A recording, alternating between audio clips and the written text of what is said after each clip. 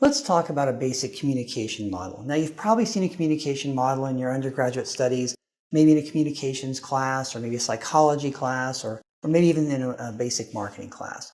But just for the sake of review, let's talk about that communication model because it's critical to what we do in marketing communications, obviously.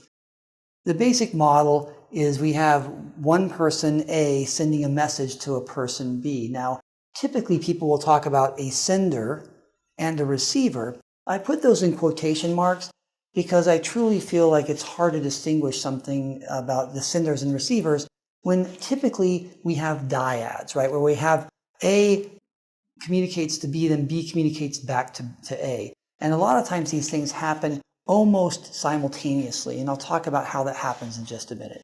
But for right now, let's be simple, and let's say that A sends some type of message to B. So that's our simple model right there. A sends a message to B.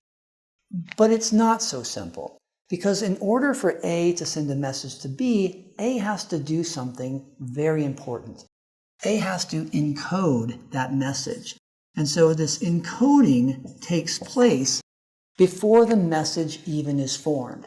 Now let's say that I see you on the street, and as I walk by, I get this idea in my head that I'd like to say hi. And so I think, I could say the words, hi. I could wave, or maybe I could do that head nod thing.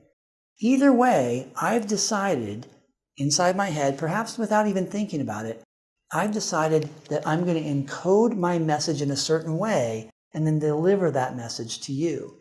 Well, interestingly enough, person B can't just receive the message. They do receive it, but then when they receive it, they have to decode the message. They have to figure out what it was the person is saying. Have you ever had someone say something to you from a distance or maybe on the phone and you couldn't quite understand what they said? Or maybe they say it in a different language or with a strong accent, whatever it happens to be. And you have to try to decode that message. And sometimes you can and sometimes you can't. The important part there is that when I encode a message and send it, or someone encodes the message and sends it, then when the other person decodes, we're hoping that the thought, that the purpose of that message actually gets across. Think about that as a marketer. Our goal is to facilitate mutually beneficial exchange relations. Our goal is to make sure that whatever message it is we want them to receive, that they actually receive the message, not only that they receive it, but that they understand it correctly. Because when that person B decodes, when the receiver decodes, they have to do something else. They have to interpret the message. So what occurs over here is interpretation. And that interpretation is critical for us as marketers. We have to make sure that whatever message that they've received it the right way.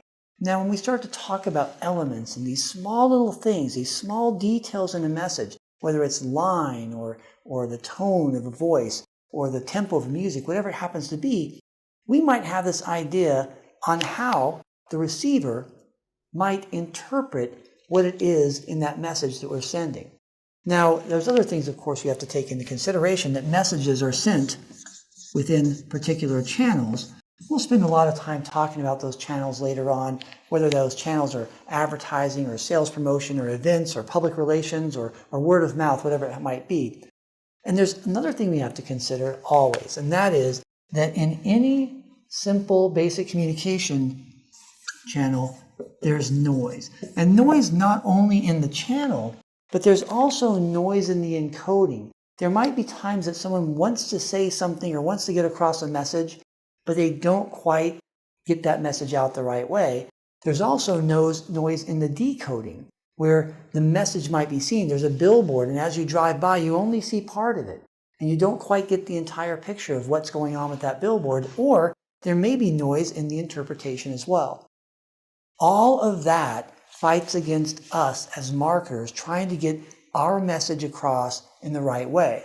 Now, interestingly enough, a lot of marketers get hooked or stumped on the idea that they're really focused on message, but what they're not thinking about is what is the right message to get across, and how can I send it in a way that the receiver will decode it properly or appropriately to get the message across to them and interpret it in the way that's going to help us to facilitate the exchange.